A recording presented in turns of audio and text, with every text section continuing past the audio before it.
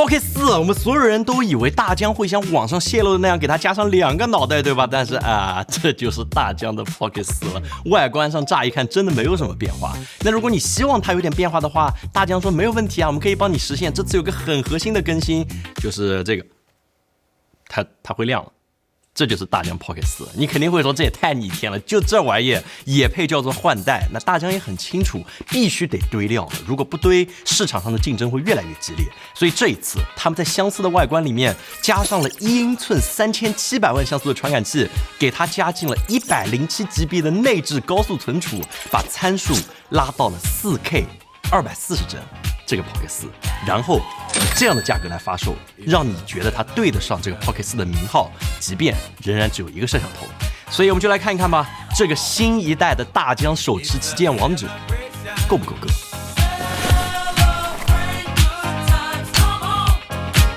？Let's celebrate. Come on now. 在当年 Pocket 3的评测里面，我们就说了，相比运动相机和手机 ，Pocket 是我觉得作为单手操作最为舒服的设备。你旋转屏幕，你就开机，你就立刻能录制，再加上它树形的结构，你这么攥在手里面就能够完成所有的操作，一只手单手就可以完成，这特别重要。很少有别的相机有这么流畅的体验。那 Pocket 4当然不可能抛弃这一点，在操作逻辑这方面更进了一步，它在这里多了2个按键，你细看就和 Pocket 3是不一样的。左边是缩放，右边是一个自定义按键。这个按键的意义真的非常的大，是一个史诗级的更新。之前 Pocket 的前后拍，你要用摇杆来转，或者按3下这个按钮才能把云台反过来。但是现在，你只要按一下这个自定义按钮，比如云台就能转过来自拍或者拍别人都可以。那这个自定义按键你还可以设置双击还有3击，反正平常你最常用到的云台回中、拍照录像切换也都可以做在这上面，会方便很多。那除此之外，这个新的机身上最吸引眼球的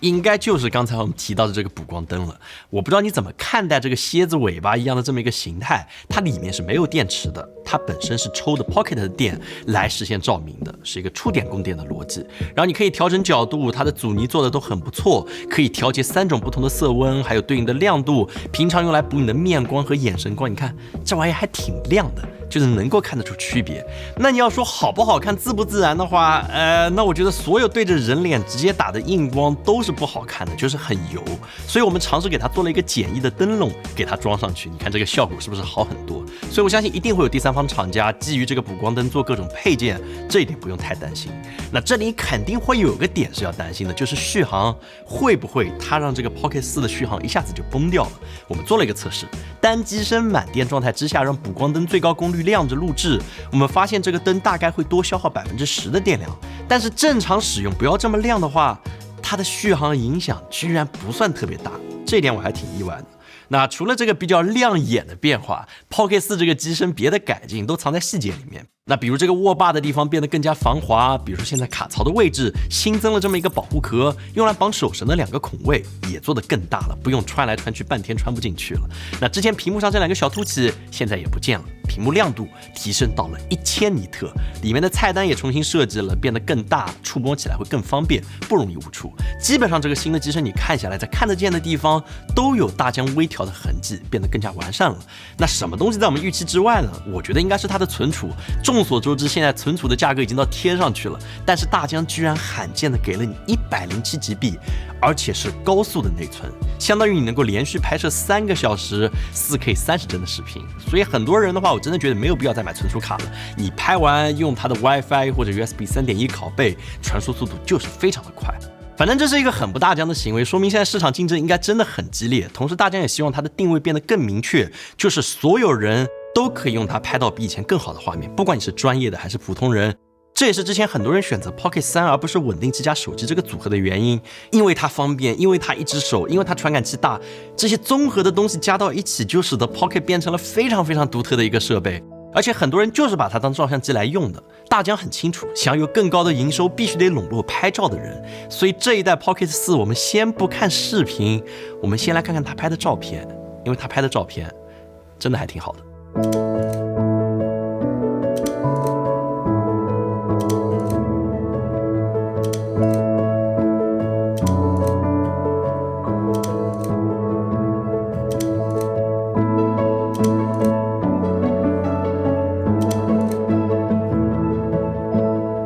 Pocket 4这块新的传感器虽然和上一代一样还是1英寸的大小，但是像素来到了3700万。那作为参考 ，Pocket 3的像素只有940万。所以现在拍照模式之下，它新增了一个超清模式，能够拍出 7.6K 16:9，还有 6K 1:1的照片。你能够很直观的发现，它拍出来的照片就是比上一代 Pocket 3要清晰很多很多。你可以轻易的去放大或者2次构图，都很棒。而且不知道你有没有这个感觉，就是它的清晰是真的实打实解析力变强了，而不是刻意锐化出来的效果。所以整体的观感，我觉得确实是有着明显的提升的。那你要我放在手机里面类比的话，它和现在旗舰手机的主摄摄像头差不多，我只能这样来形容，因为现在手机的进化还是比 Pocket 要再快一点点。那你这时候肯定会问了，那我为什么不直接用手机来拍它，而要用它去拍照呢？那我觉得 Pocket 有几个点是和手机不一样的。第一是它的色彩，尤其是对蓝色的调教，你看就非常的舒服。白平衡，大疆 Pocket 做的很准，这是大疆的技术基石，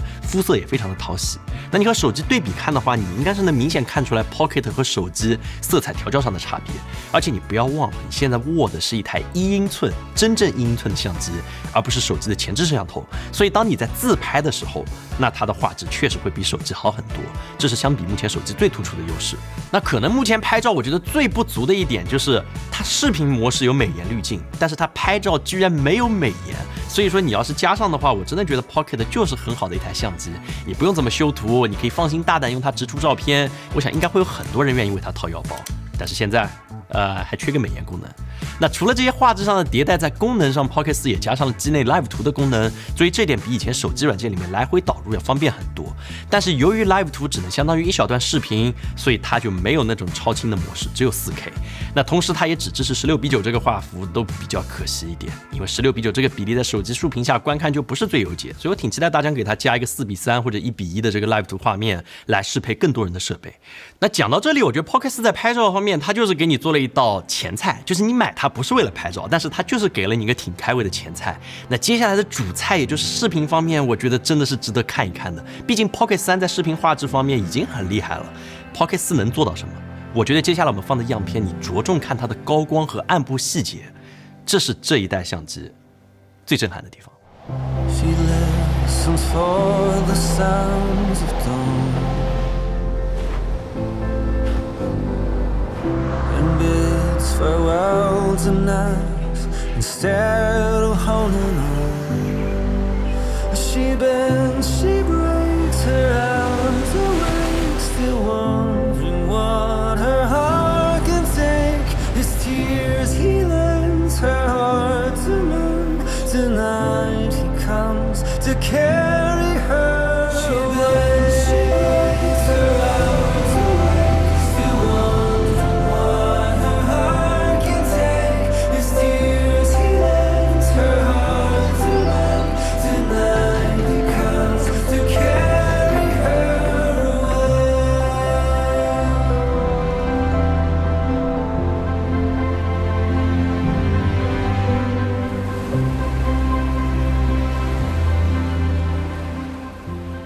我也想拍这样的画面，那你一定要试试我们这套自研的 Pocket 4滤镜，只需轻轻一吸，无需繁琐后期，立刻得到你想要的画面。而且它这里有可变ND 滤镜，还有黑柔偏正星芒，还有2种颜色的拉丝滤镜，这些都能够帮你解决拍摄时候遇到的很多问题，像是水面玻璃的反光，或者你觉得天空看起来不够蓝，用上它就可以变得更加通透。而且这套滤镜厚度大约只有2毫米，所以可以2片叠加使用，可以一边控光，一边把人物的皮肤变得更加的柔和。而且一个盒子里面能够装5片滤镜，旅游带着真的很适合。好，那么非常感谢你能够来我们的飓风商店里面看一看。回到我们的话题 ，Pocket 4视频方面的改进，用一句话来总结，就是在上一代所有的优点方面都迈了一步，但是比较核心的缺陷，在这一代还是没有解决。那我们一个个来说。那首先视角和上一代一样，还是采用了等效20毫米的焦段，镜头光圈也还是 f2.0。那20毫米这个焦距，我觉得是自拍的甜点焦距，你的手不用伸太长，就能把人给完全框进去。而且还有一点就是 Pocket 它是一个物理的云台结构防抖，所以画面很稳定，你不需要做数字防抖，所以它实际上的焦段比很多手机所谓的20毫米要更宽一些，所以说这是有个明显的差异的。我真的觉得一只手把自己和身边的朋友给框进去，直接决定了这类产品的生死。你可以看一下对比，假如说是等效24毫米，很多这些卡片机的焦段，你要框下一样的画面，得把相机拿远这么多，这就不是触手可及的范围了。没有人有这么长的手，再去盯着屏幕看或者操作起来都是很灾难的一件事情。然后就是它的画质，我们看下来觉得 Pocket 4的画质其实在广角端上，其实它和 Pocket 3的差别是没有这么大的。那真正明显的提升是当你放大2倍去拍的时候，你会看到它整个画面比上一代清晰了非常多，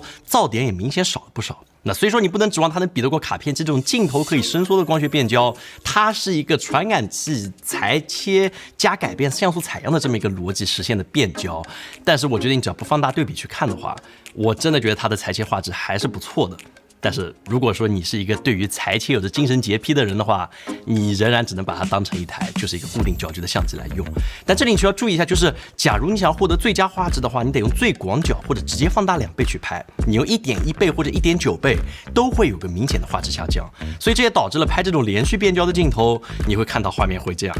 闪一下。那如果你不在意这一点的话，它最高能够放大4倍，你用它来拍一些变焦镜头或者希区柯克镜头，那都还是挺适合 vlog 的调调的。而且我们还发现，虽然它的核心是为了创作横屏内容来准备的，但现在真的越来越多人用它来拍竖屏，我们自己也是这样。那我本来以为大疆肯定要改一改，比如说它用上像大疆mini 5 Pro 无人机的云台那样能够竖起来，但是目前它还是需要通过裁切来实现竖拍，所以分辨率会降到 3K， 然后它的录制规格和 Pocket 3是一样的，就是 3K 60帧，这一点上没有变化。你真的要说区别，我觉得有个巨逆天的，就是 Pocket 4。你竖屏的时候，它2个按钮没了，它被挡住了，然后你一不小心按到变焦以后，你就再也调不回来了，就变成这样了。这是我觉得非常逆天的。我第一次见到一个产品，就是你改了一下使用方式，它少了2个按钮，真的很夸张。那除了清晰度上的提升，另外一个观感比较明显的变化就是 Pocket 4真的不那么容易过曝了。过去 Pocket 3在普通色彩模式之下，还是挺容易出现人物亮度刚好的时候，高光已经炸出去的情况。但是 Pocket 4现在对于高光细节的保留要好了很多，这真的是我觉得最核心的一个变化。就你会发现人物不会被强行压暗，但是背景也是清晰的。所以对于绝大多数场景，我觉得普通色彩大疆这次调教的已经非常好了。只不过你要是想后期进行复杂调色的话，那它现在还增加了一个更加专业的D-Log 曲线，而且它也终于加上了机内色彩还原监看，所以即便 Pocket 4不是一个主打专业拍摄的设备，但是确实这一整套专业流程下来，你可以说它是一个专业设备。我们就在想，如果说你有需要的话，也许我们之后可以开发一整个 Pocket 的课，带你从入门到最终进阶，再到调色，还有整一套管线都给你带通。如果有需要的话，可以跟我们说一说，我们的课程组会关注一下。那我倒是觉得 Pocket 把专业流程跑通了，但是普通的需求其实现在有点问题。很多人需要的机内滤镜 Pocket 4我觉得做的不怎么高明，给我一种早期修图软件里面给你整个画面都盖上一层颜色的感觉。然后目前也只有6种滤镜可以选择。那虽然你可以在大疆Mimo这个软件里面再去选择别的滤镜，有几个确实还不错，但是我真心希望大疆能把更多好用的滤镜加进机内，还有它的美颜效果。你看看这个美颜现在拉满了是什么样子，真的非常恐怖，哪怕开低一点也不是很自然。所以我真的挺希望大疆在这2点上改一改，这样自拍的时候看见自己，心情会再愉悦一点。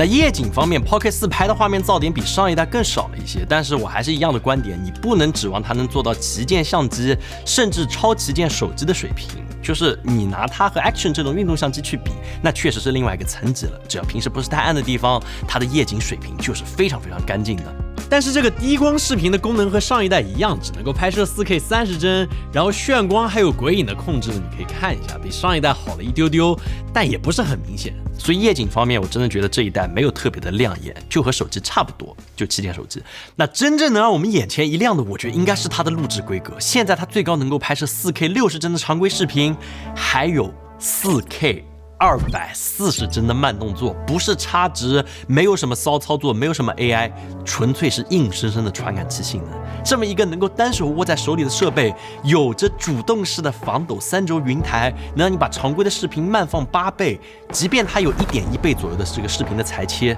但是这我觉得丝毫不影响升格画面带给你的满足感。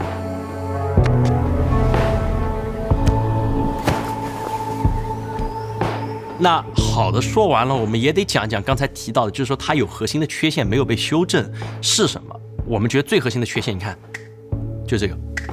云台限位的问题。这个云台向左和向右是有很大的区别的，你看左边会打轴，右边是不会打轴的，所以这会导致你左转的行程非常之短，到这里就已经达到了它的死区，所以 Pocket 4的跟踪能力没有得到最大程度的发挥，所以一旦像这种大范围的运动，它就会出现限位的提示，然后就跟丢目标，这基本上是一个没办法解决的问题，除非大疆把它的硬件结构全部改掉，或者说你只能采用一个斜修的方法，直接握着它的侧面，强行让它的行程一致。反正这一点我真的觉得非常非常可惜，就是 Pocket 4的跟踪能力有着肉眼可见的提升，在相同场景之下，你看 Pocket 3跟不上的 Pocket 4就是能够死死咬住不放。但是遇到云台限位，它还是没有办法。那另外一点，上一代有个问题是对焦，就是它在多人场景的时候，焦点会来回的跳动，对我们拍摄很多 vlog 产生了很多的困扰。那大疆目前的解法是在对焦模式里面新增了一个锁定主角对焦，还有登记主角优先。那我个人觉得前者比较好用，你可以手动选择你想锁定的人，像这种交谈的场景会特别的实用。那至于后者的话，最多可以登记3个主角，大多数场景是不用去点屏幕，它也能够准确识别并且跟焦的。那除非你是一个朋友特别多的人，都在同一个屏幕里面，那这个时候它是有可能出现一个困惑的状况的。那既然人很多，对吧？那我觉得录音这个功能也是非常核心，必须得讲一讲的。很多人觉得它比画质还要重要。那我们来看一下，它目前有着前向、前后双向还有全向3种不同的指向，你可以听一下对比，各自的这个人声的区别差异还是很明显的。现在你听到的是全向收音的效果，是不是有一点嘈杂呢？你现在听到的是前后双向的一个收音效果，有没有变得好一点？现在你听到的是向前收音的一个效果，声音应该已经比较干净了吧？那在这一代上面，现在还新增了一个空间音频还有人声增强这2个功能。那空间音频听上去确实比以前声音更加立体，但我觉得不是很重要。那人声增强这个功能呢，我觉得也不是很厉害，就是我客观讲，人声会有点失真，就在非常嘈杂的环境之中使用会有一点作用。反正我个人的观点就是这些 AI 的修复目前在机内的效果真的不是很好，所以我个人最喜欢把所有功能都关掉，然后在这里粘上一个防风毛衣，这样的效果会比前面2种数字算法要好很多很多。那除了这个机身本身的收音之外，它和上一代一样，最多能够连2个无线麦克风。但是和上一代不一样的是，现在 Pocket 可以同时输出4轨的音频，也就是说2个麦克风再加上你机内录出来的这个声音，都可以把它拖上去，不用单独再把音频拖到剪辑软件里对齐了。然后万一无线麦克风受到干扰的时候呢，你可以把机内麦克风的这个声音作为你的保底，对于后期制作来说会方便很多。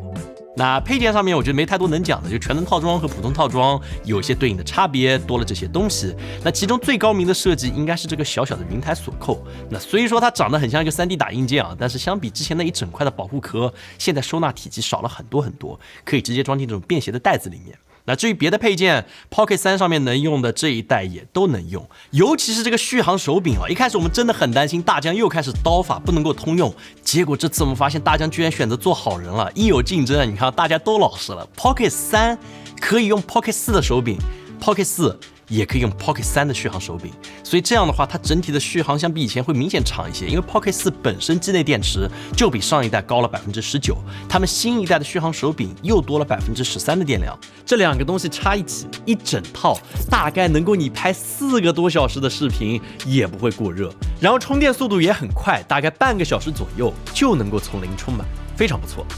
那这些配件里面，我觉得唯一还不够好的就是这个用来连接脚架和机身的这个模块，没有什么实际作用，还占地方，反倒是第三方的磁吸支架，还有这种可伸缩角度的脚架，我觉得都还挺不错的。反正我觉得 Pocket 现在火了以后，整个生态你已经完全不用担心了，它和手机市场一样，已经在登峰造极的这个位置上了。市面上你能看到各种很有想象力的配件，还有这种非常非常抽象的东西，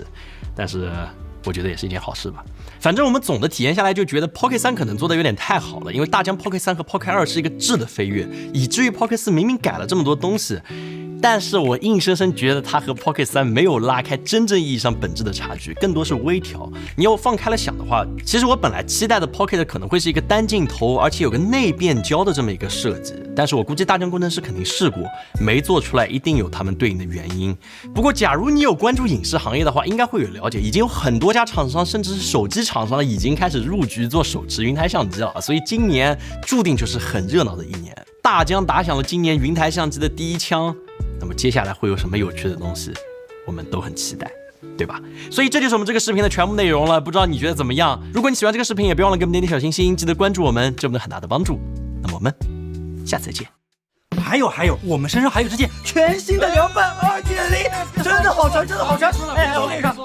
凉感抗菌防螨，速干防晒。回节目，一件只要79哦。